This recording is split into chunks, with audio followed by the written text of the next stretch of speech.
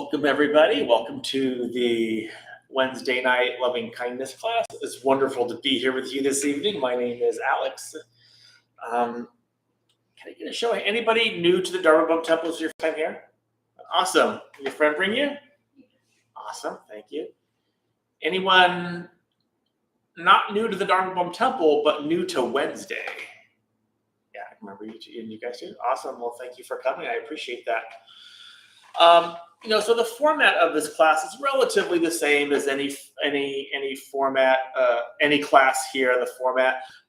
So we're going to have this, brief introduction. We're going to do our meditation, and then, afterwards, sometimes it's story time, because I like to tell these Buddhist stories, and sometimes it's just a kind of a question and answer ceremony, or maybe I have something else to share. So that's what we're going to do. This class specifically focuses on what we call loving kindness. The word in Pali, which is the language that's pretty close to, we think, what the historical Buddha spoke. The historical Buddha spoke something called the Magadhan language. And we think Pali is relatively close to that. It was the language that the texts were written on when they were finally written down, like 500 years after the Buddha passed away. And so we think it's relatively similar. But this word that we're talking about is metta, M-E-T-T-A.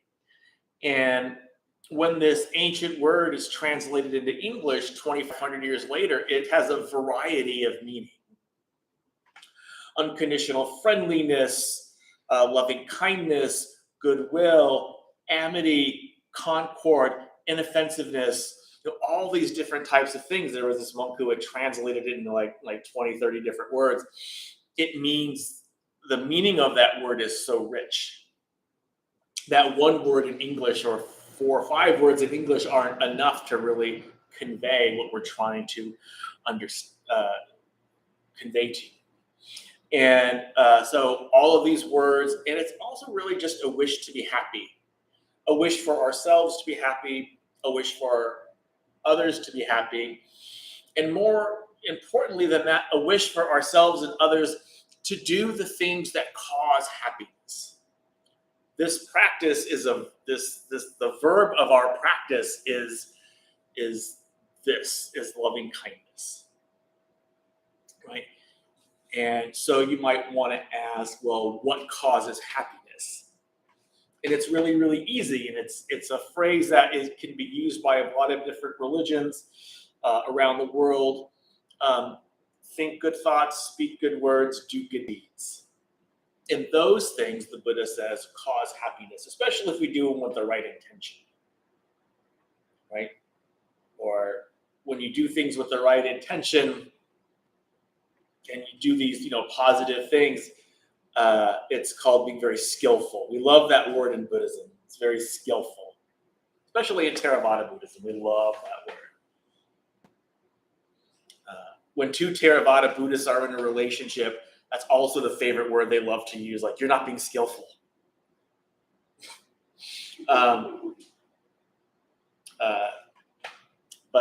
Also, hello everybody online. Brian and Linda, and who else we got here? Louise, hello. All right. So loving kindness is a wish for ourselves and the others to be happy and to do the things that cause happiness. Right? And so we're going to do this meditation, and this meditation consists of 4 parts.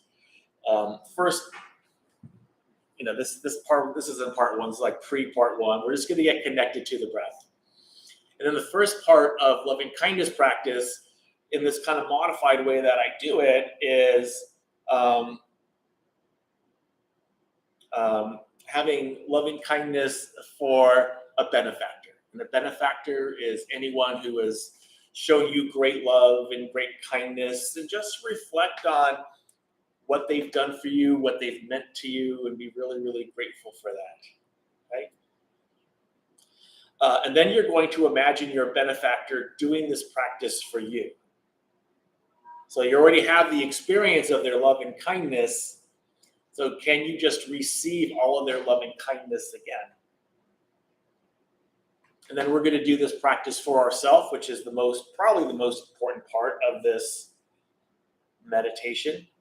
And then we're going to do loving kindness for all beings in all directions.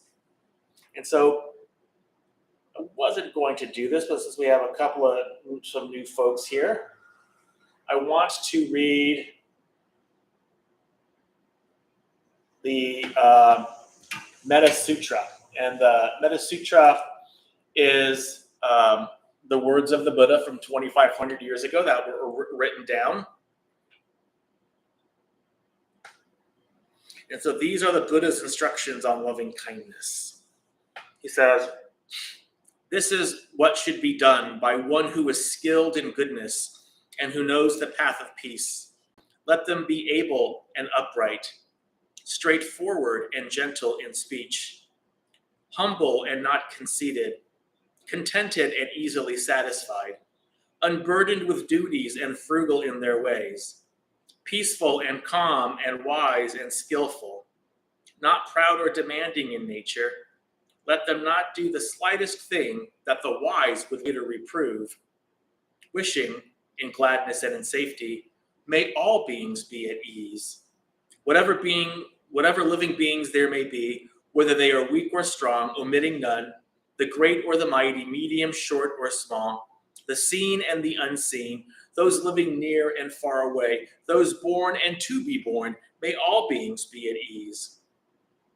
Let none deceive another or despise any being in any state. Let none through anger or ill will wish harm upon another. Even as a mother protects with her life her child, her only child, so with a boundless heart should one cherish all living beings, radiating kindness over the entire world, spreading upwards to the skies and downwards to the depths, outwards and unbounded, freed from hatred and ill will, whether standing or walking, seated or lying down, free from drowsiness, one should sustain this recollection. This is said to be the sublime abiding. By not holding to fixed views, the pure-hearted one, having clarity of vision, being freed from all sense desires, is not born again into this world."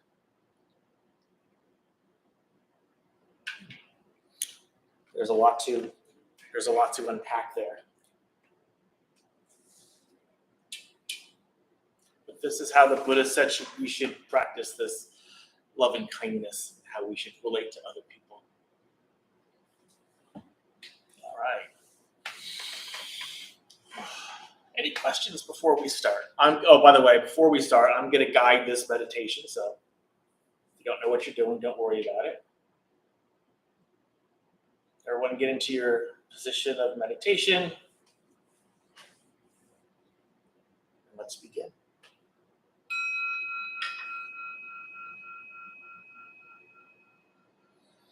So just allow your eyes to close,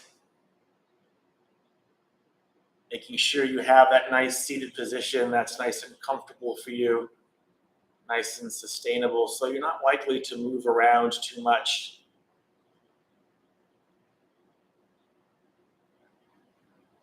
And when we sit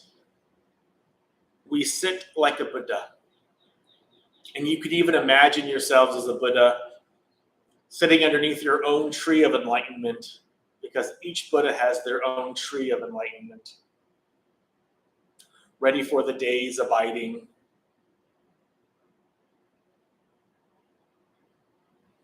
And so at first, let's just get connected to the breath. So let's just take a deep breath all the way in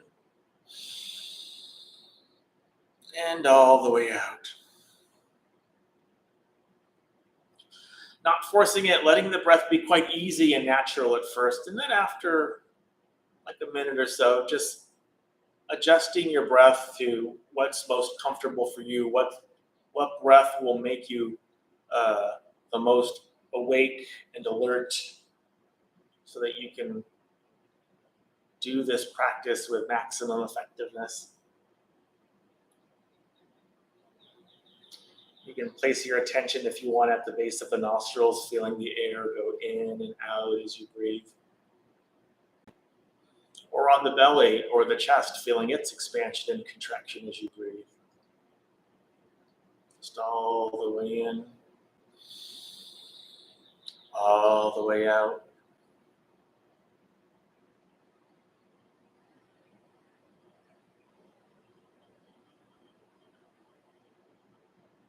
If you have a thought that arises, just notice it and say to yourself, thinking. Just that act of saying thinking will snap the mind back to the present moment, even if it's just for a second.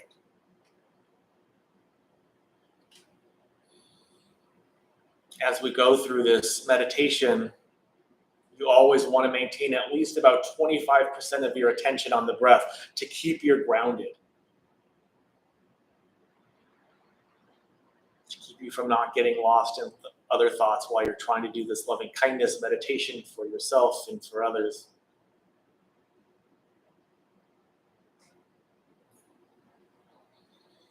So just for the next couple of minutes, just rest as gently as you can in the sensations of the breath.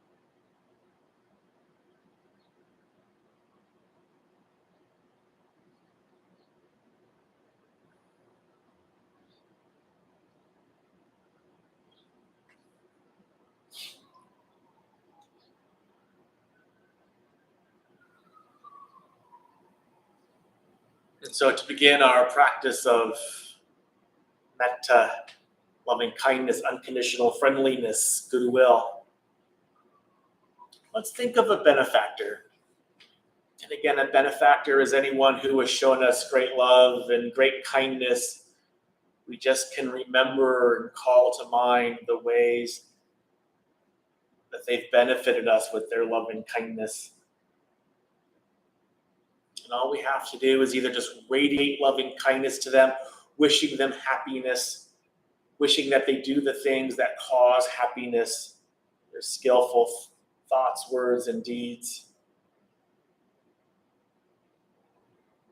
Or you can just repeat phrases of loving kindness for them. Phrases like, may you be happy.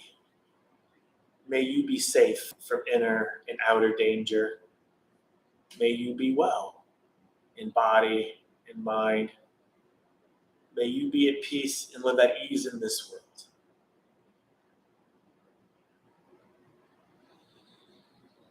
Smiling when you do, because smiling really helps a great deal.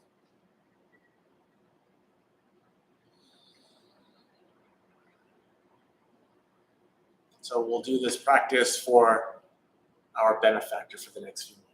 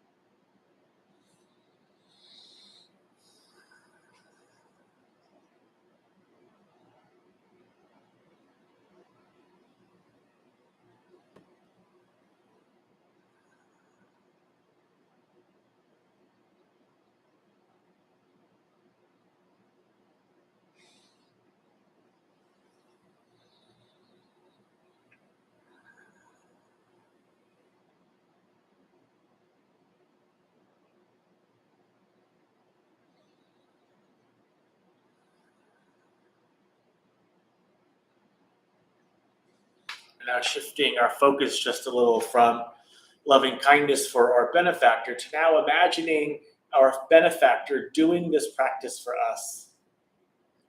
Picturing our benefactor radiating loving kindness to us or repeating phrases of loving kindness for us.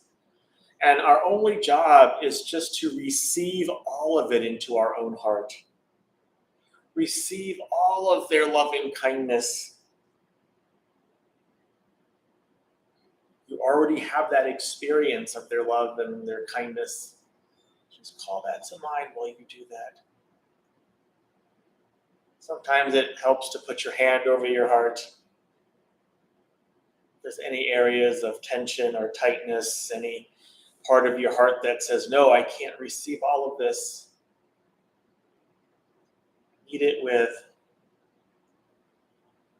that resistance with loving kindness, and just breathe in, breathe out, giving that tension, that tightness some space. And then continue on, receiving all of your benefactor's love and kindness. So we'll do this for the next few moments, imagining our benefactor doing this practice for us.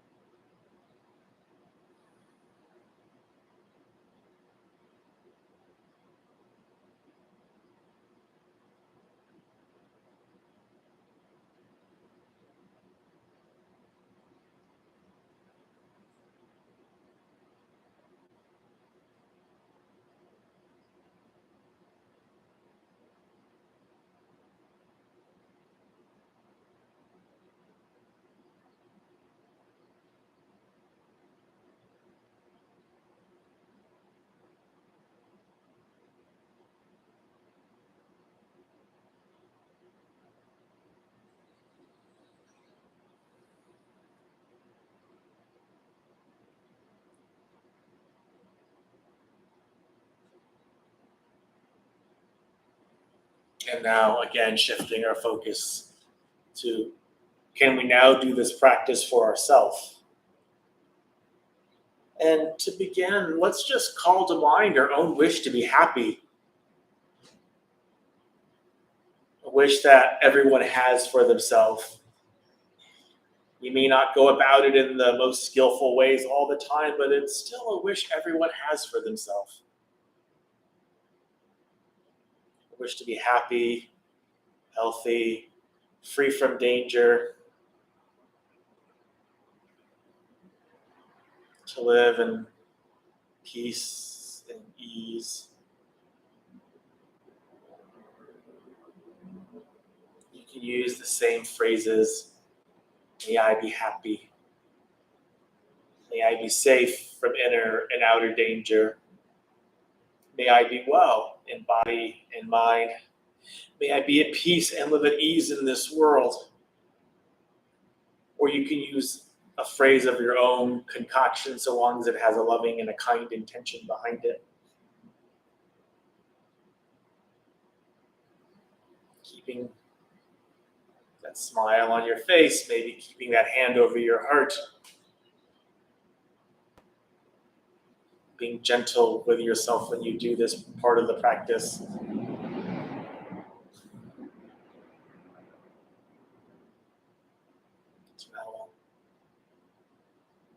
This practice of loving kindness for ourselves.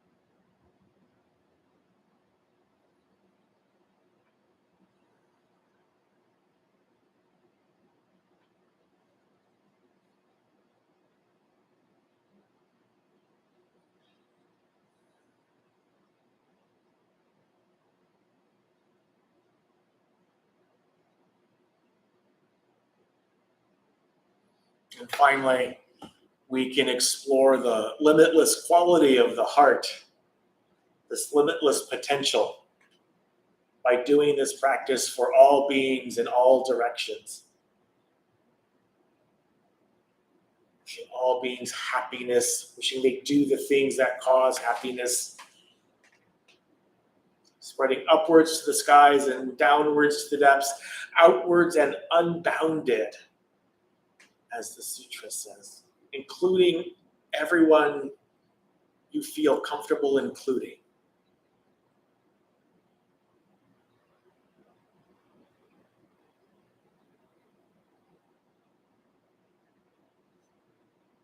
Loving kindness for all beings. Do that to end this part of this meditation.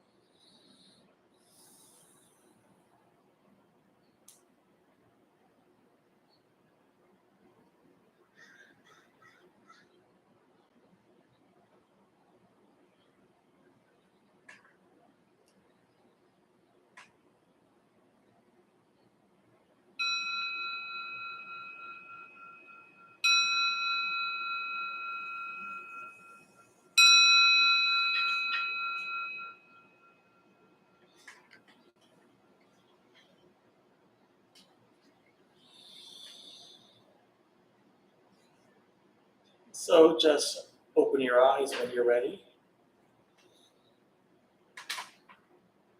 Let's just take the next couple of moments out in silence as you stretch your arms and you stretch your legs.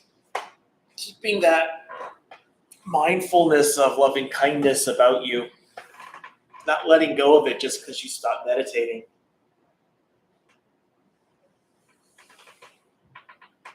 Just for the next minute, the next 60 seconds, we'll just stay in silence. If you think of a question, if you have a question, I would love to hear it. Or tell me about your experience of meditation. I would love to hear that as always.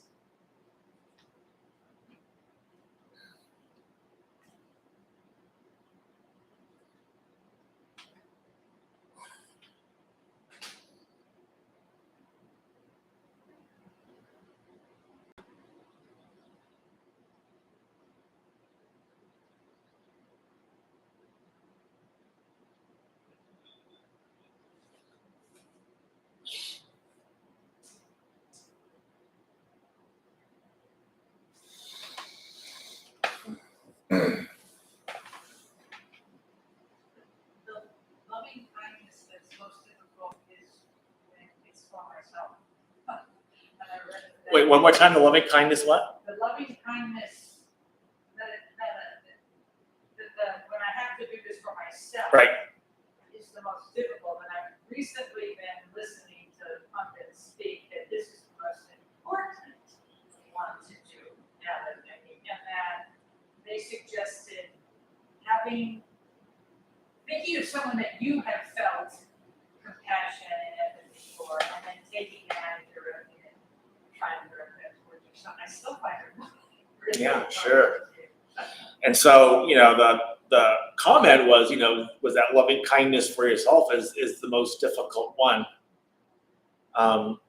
And because it's like a lot of times, and this was certainly the same for me, is that when I try to do loving kindness for yourself, it was almost like either nothing was happening or the opposite reaction was happening. Like it didn't feel good because, what we're trying to do is overcome decades of conditioning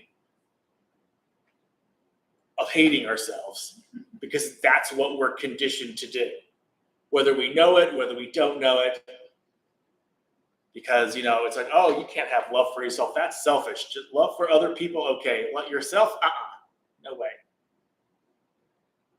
And, that's never been the Buddhist way. That's never been a way that is very much a cultural conditioning, like this culture. I don't really think we have a culture in the U.S. We have, but it is how we are conditioned. So we're trying to overcome literal decades of conditioning in like one meditation because we try it one time. Oftentimes it's like, oh, I can't do it. It didn't do anything for me. And so I'm just going to stop. And the thing is that if you're doing loving kindness for you and you feel kind of like the opposite thing or you feel nothing, that's a wonderful place to start. That means something is happening.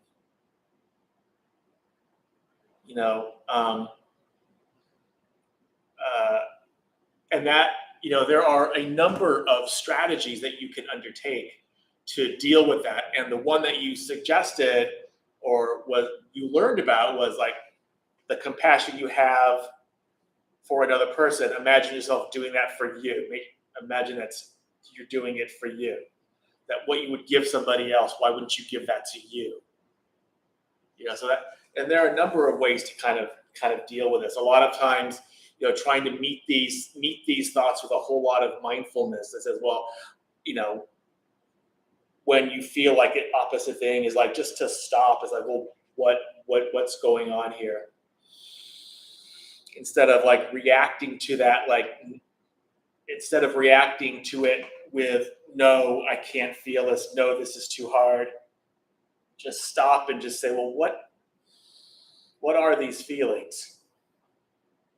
Not necessarily to analyze like the contents of the thought, but just to like with your body, go into your body and just kind of feel these feelings and what they're like and where they hurt.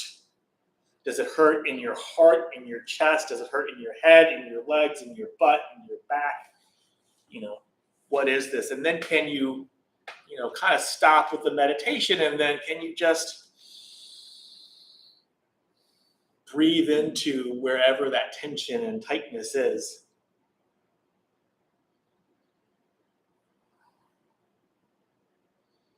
And does it loosen?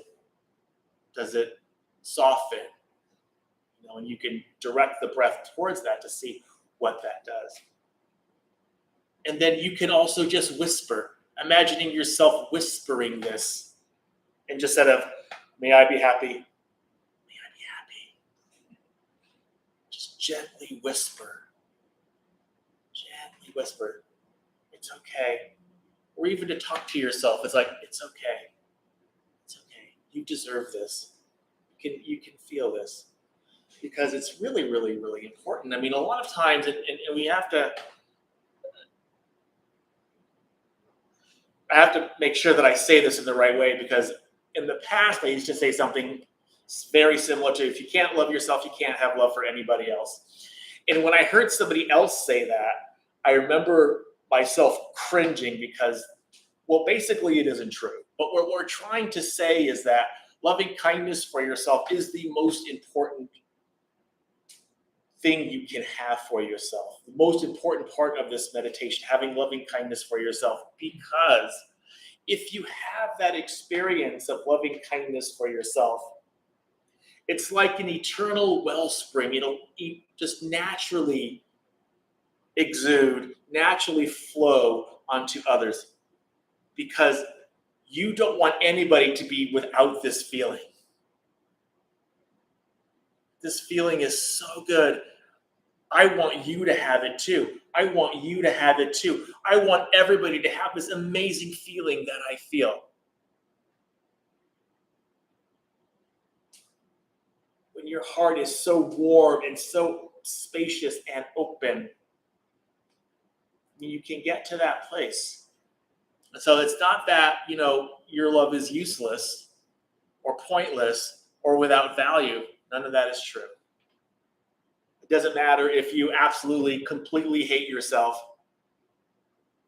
You can still give love the best way that you can. It's still valuable. But if you have that love for yourself, it just naturally and so easily flows, because you don't want anyone else to be without that. And wouldn't you want something like that? And so it takes a while to overcome these decades of conditioning. A while, and that's okay. It's okay. It's not a problem. And I've said it like a million times. If all you did was loving kindness for yourself, if you just eliminated all the other parts of this practice and only did loving kindness for yourself for like 7 years, it would be life-changing. Because you would come to see, the ways in which you've been hurting yourself all of these years.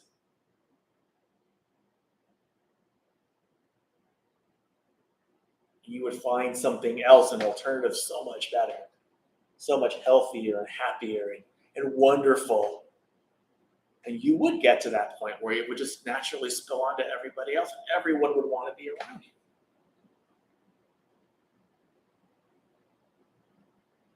Not that people don't want to be around you now. That's the importance of loving kindness for yourself. And so this is why I do this meditation in the way that I do it, because this is not the standard way that people are taught loving kindness meditation. It's not the way they do it in the East. In the way that I was taught, and the way that pretty much everybody is taught, is that you first do loving kindness for yourself, then you do it for a benefactor, then you do it for a neutral person, then you do it for the enemy, and then you can do it for all beings. The idea being that you are closest to your own heart, so this should be the easiest. That's why you start with loving kindness for yourself. But in this culture, no. We hate ourselves too much. This is a wrong place to start if you're going to do that kind of progression.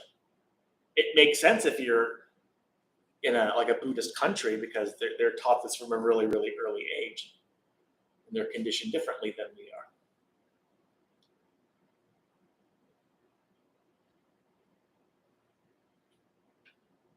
My really long answer to that question. Sorry, but I give this same answer quite a lot, and I feel very, very passionate about that.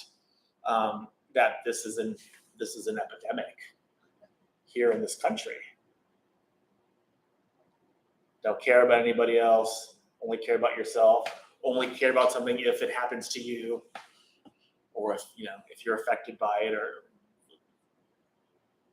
things like that.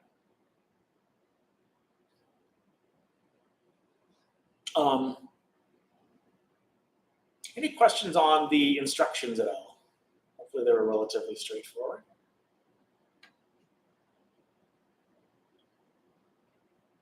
I really appreciated the format because I've never done meta exactly like that. Mm-hmm. And I especially like part 2, which imagining my benefactor giving method to me. Yeah. So that was cool. Yeah, absolutely. And again, the reason why we do it this way is to kind of ease into loving kindness for yourself.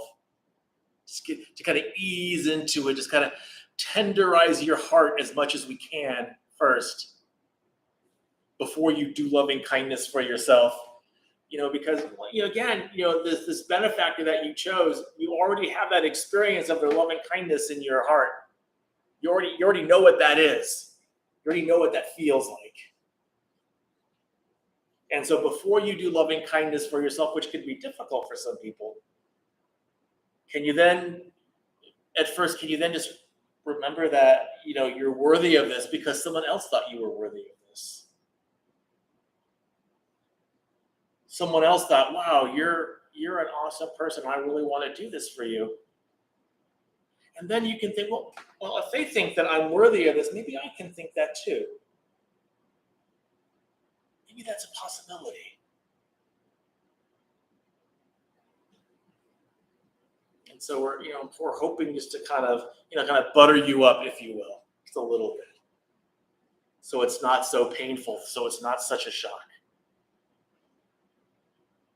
Because this is a real experience. Your benefactor having loving kindness for you or doing something loving and kind for you is a real experience. You already have that experience. That's why they're a benefactor. This is not acting or acting as if or anything like that. This is very real, very tangible, something that you can sink your teeth into and really understand fully, because it's already happened.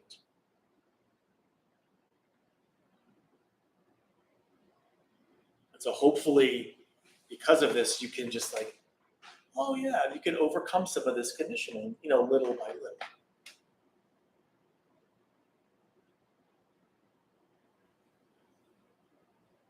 Thank you. I appreciate that.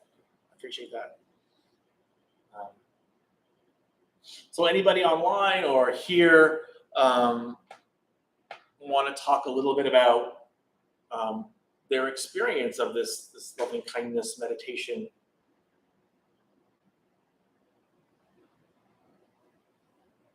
John.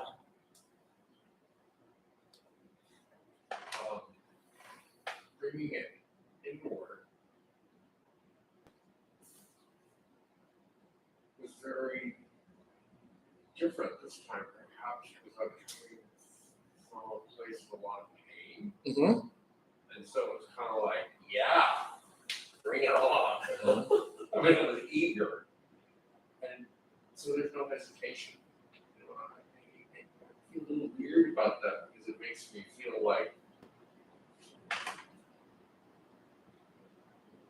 little egocentric, because I want, so therefore I was open to it. But maybe that's just the way it should be. Yeah. I'm strayed from the path, and so to be here tonight is really good. Yeah, a lot of times when you're kind of come from that place of surrender, that you're not anxious and whatever and wanting something to happen in a meditation, because when that happens, it's gonna just it's not gonna probably go really well. But if you can start each meditation from a point of surrender, like, I don't know what's gonna happen here. Yeah, I didn't have any. And that means just automatically, even subconsciously, you're just open to whatever is gonna happen. There's no anxiousness or conditioning or whatever affecting, what's going on in your mind while you're doing this meditation. You can just like, whatever happens, this is just happening. I also found it very helpful when you said, when your mind strays, to just say to yourself, "Oh, thinking." Yeah. Oh my God. That's my problem most of the time. Yeah. All this stuff. Thinking. Yeah. And it freezes it. Yeah. I mean, there's definitely an aspect to mindfulness in this particular kind of meditation. Like I said, earlier, you always want to maintain about 25% of your attention on the breath, trying to get to the present moment, right? Just understand being in the present moment while you do this. The present moment is not the goal, but you can get to the goal while you're in the present moment. While you're in the present moment, you're not thinking about this thought or this thought or this thought or this thought and being anxious and nervous and all those different types of things, which is what you would be if you were running, kind of running after all these thoughts and getting distracted. And that's in that simple technique of just saying thinking, it just snaps the mind back to the present moment. Wow. And you can even do this little experiment for yourself. You can just say, you can meditate, and then if your mind gets lost in thought and you say thinking, and your mind snaps back to the present moment, pay attention to how that feels. Does it feel better to be in the present moment or off lost in thought somewhere? Because whether you're lost in thought for some awesome reason, like you're having this wonderful romantic or whatever sexual or whatever thought or feeling or whatever it is, which happens a lot, or you're in some you're remembering something difficult and traumatic, however you're lost in thought, whether it's something you think is good or not. If you come back and you say thinking and you come back to the present moment, it's kind of like you kind of let go of that hot coal, kind of let that go. Then the trick is to then train your mind to say, this is better. Because your mind has been saying for however long you've been alive, that other thing is better. But can you now train your mind to say, oh, the present moment, this is better. It's a great metaphor. It felt like hot coconuts. You grab and hold them and wait a minute. Thinking. Yeah, and then there's the Buddha said something like, resentment or anger is like holding on to a hot coal, with the intention of throwing it at someone. Right? You're the one who gets burned. Right? And there's always you're not punished, for your resentment, right? You're not punished for your anger. You're punished by your anger. You hold it inside. You're punished by that. It's toxic. Yeah, it's really, and the more that you can realize that in practice, the more you can use something like loving kindness, which is the perfect antidote to all of those different types of things.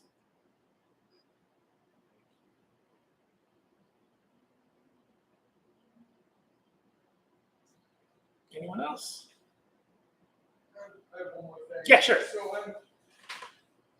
I'm practicing not attaching to my feelings, right? So not I am anger, not I am angry, but anger is here, right? Fatigue. Right. Mm-hmm. The body hurts. Uh-huh. So when I'm doing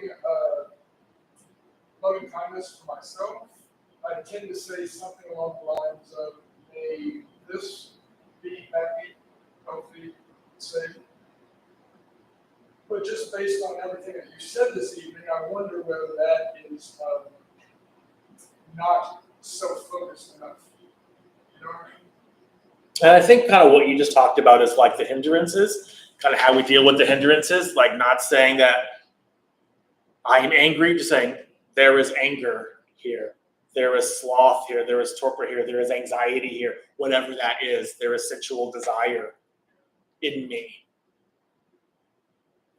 And, I don't know if I would necessarily do loving kindness for that, but I mean, just that mindfulness in and of itself is letting go.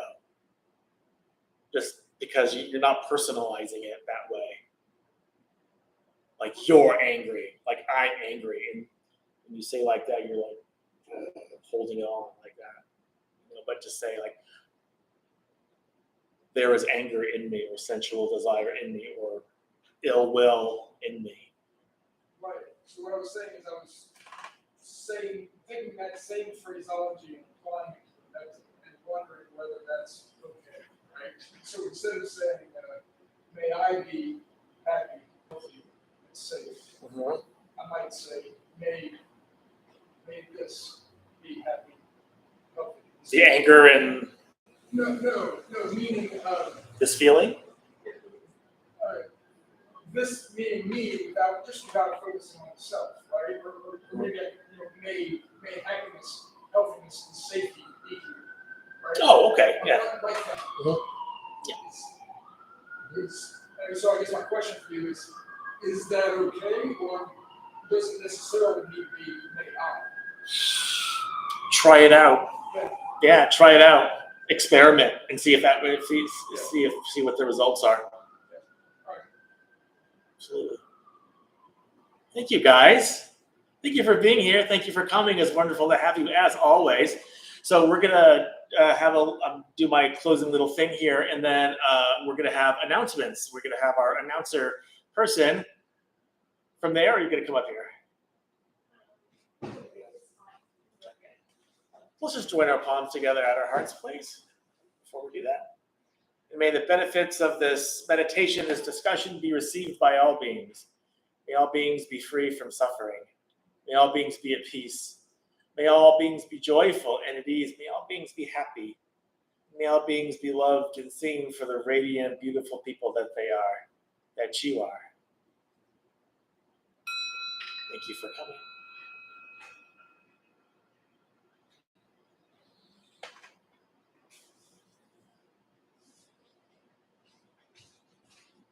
Come on up.